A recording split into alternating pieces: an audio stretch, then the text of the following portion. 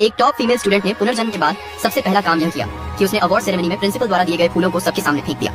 फिर उसने खुद ही सभी टीचर्स और स्टूडेंट्स के सामने अपनी एग्जाम में चीटिंग की बात कबूल कर ली। ऐसा इसलिए था क्योंकि अपने पिछले जीवन में अवार्ड सेरेमनी के दौरान प्रिंसिपल ने अचानक घोषणा कर दी थी कि किसी ने उसकी चीटिंग की शिकायत की है और उसके मार्क्स रद्द कर दिए जाएंगे। लड़की ने रो रो कर कहा कि उसने चीटिंग नहीं की, लेकिन कोई सबूत न होने के कारण प्रिंसिपल ने सभी स्टूडेंट्स को दोबारा एग्जाम देने का आदेश दे दिया। इसके चलते बाकी छात्र उससे नाराज हो गए। एक दिन जब वह तैयार नहीं थी, एक स्टूडेंट ने उसे स्विमिंग पूल में धक्का दे दिया। उसे तैरना नहीं आता था, वह किसी तरह किनारे तक पहुंचने की कोशिश कर रही थी। तभी स्कूल की चालाक और खूबसूरत लड़की वहां आ गई और उसे बाहर निकलने से रोक दिया। तभी उसे पता चला कि उसी लड़की ने उस पर चीटिंग का झूठा आरोप लगाया था। सिर्फ इतना ही नहीं, उस चालाक लड़की ने उस पर क्लास के पैसे चुराने और गैंगस्टर से जुड़ने के भी झूठे आरोप लगाए थे ताकि पूरा स्कूल उससे नफरत करे और उसे निकाल दिया जाए। लड़की ने उससे पूछा, तुम तो अमीर और खूबसूरत हो, फिर एक गरीब लड़की को क्यों निशाना बना रही हो? लेकिन उसने कोई जवाब नहीं दिया, बल्कि उसे जोर से वापस पूल में धक्का दे दिया, जिससे उसकी डूबकर मौत हो गई। लेकिन अगले ही पल लड़की का पुनर्जन्म हो गया। ठीक उसी समय जब प्रिंसिपल उसे अवार्ड दे रहे थे, जैसे ही उसने अवार्ड लिया, उसे अचानक उस चालाक लड़की की अंदर की आवाज सुनाई देने लगी। वह सोच रही थी कि उसे चीटिंग के लिए रिपोर्ट करे या नहीं। अगर वह रिपोर्ट करती है तो ऐसा लगेगा कि वह एक गरीब लड़की के खिलाफ अफवाह फैला रही है, लेकिन अगर नहीं करती तो प्रिंसिपल उसे स्कूल की ओर से प्रतियोगिता में भेज देंगे और अगर वह आखिरी आई तो स्कूल की बेइज्जती होगी। ये सुनते ही प्रिंसिपल ने तुरंत घोषणा कर दी कि लड़की ने चीटिंग की है और उसके मार्क्स रद्द कर दिए जाएंगे। तभी लड़की को समझ आया कि अपनी पिछली जिंदगी में वह क्यों नहीं समझ पाई थी कि उसे फंसाया कैसे गया। ये सब उस चालाक लड़की के अंदर की आवाज के जरिए हो रहा था। इस बार जब उसे लोगों की अंदर की आवाज सुनने की ताकत मिल गई थी, उसने तय किया कि वह उसी चालाक लड़की के साथ खेल खेलेगी। उसने तुरंत प्रिंसिपल के फूल फेंक दिए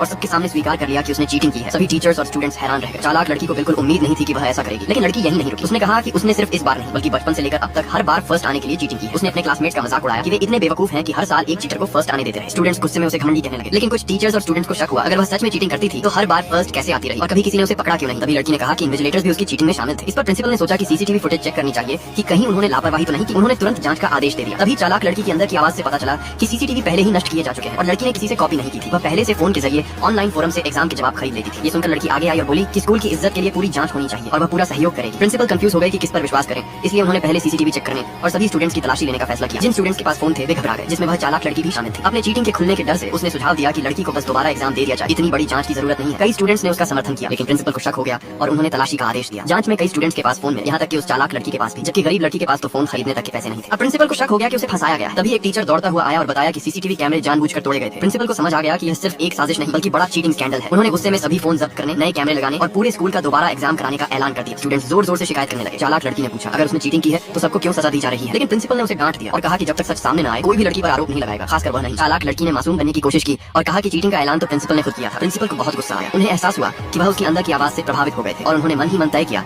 कि अब कभी किसी की अंदर की आवाज पर भरोसा नहीं करेंगे। बाकी स्टूडेंट्स भी उससे नाराज हो गए, लेकिन चालाक लड़की को इन सब बातों से फर्क नहीं पड़ा। उसके लिए सबसे जरूरी था आने वाला री एग्जाम। बिना फोन के वह अच्छा प्रदर्शन नहीं कर पाएगी, इसलिए उसने स्कूल के बाहर एक फल वाले को पैसे देकर लड़की के लिए फल भिजवाए, यह कहकर कि उसकी दादी ने भेजे हैं। उन फलों में उसने लैक्सेटिव मिला दिया था ताकि लड़की बीमार पड़ जाए और एग्जाम खराब कर दे, लेकिन उसे क्या पता था लड़की उसकी चाल समझ चुकी थी। उसने वह सेब अपने क्लासमेट्स को खिला दिया। ये देखकर चालाक लड़की हैरान रह गई। चाहती थी कि लड़की वहीं सेब खाए, उसे दस्त लगे और वह री एग्जाम में अच्छे नंबर न ला पाए, लेकिन अगर पूरी क्लास बीमार हो जाती तो स्कूल सीधे उसी तक पहुंच जाता। इसलिए चालाक लड़की ने अपनी अंदरूनी आवाज के जरिए सबको बताया कि उसने अभी अभी लड़की को सेब टॉयलेट के पानी से धोते हुए देखा है। उसने सोचा भी नहीं था कि लड़की फर्स्ट आए और अपनी बेगुनाही साबित करे। अब उसके पास कोई रास्ता नहीं था, उसने भी सेब का एक कौर खा लिया। तब जाकर बाकी छात्रों को लगा कि शायद यह सब गलतफहमी थी और उन्होंने भी सेब खा ली। कुछ ही मिनटों में सबको उल्टियां और दस्त शुरू हो गए और एम्बुलेंस से उन्हें अस्पताल ले जाया गया। लेकिन चालाक लड़की फिर भी लड़की पर इल्जाम लगाने लगी कि उसने ही सबको झड़ दिया है। छात्रों को शक हुआ और उन्होंने फिर लड़की से पूछा कि उसने सेब कहाँ से खरीदे थे। लड़की ने बताया कि उसने सेब फल वाले से लिए थे,